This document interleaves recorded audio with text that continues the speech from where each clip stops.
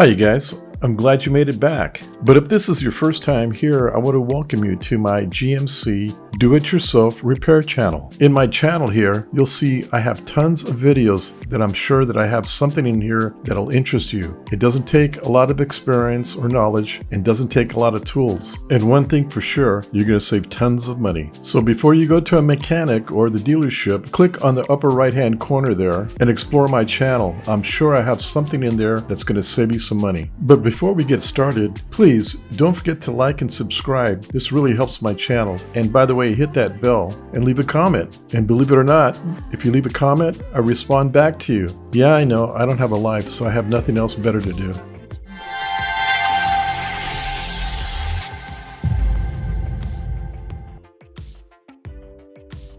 Okay, here's a short video telling you where to locate your sunroof fuse. So this is going to be a quick, real easy video. Plus, this is really easy to locate. So the first thing we're going to do is we're going to pop the hood open. And if you stand just where the driver's side tire's at and look in the engine compartment, you're going to see a box right where the red arrow's at.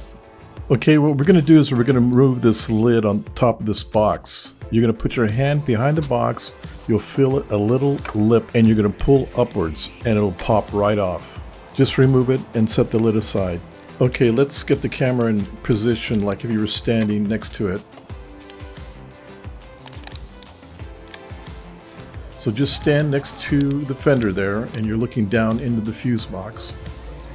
Okay, as you look into the fuse box here, you're going to look on the right side in the middle. You're going to see a gray box right where the blue arrow is at.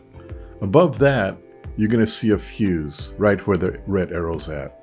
But next to that fuse, to the left, where the red arrow's at, is a 25 amp fuse. That is your sunroof fuse. That's a 25 amp fuse.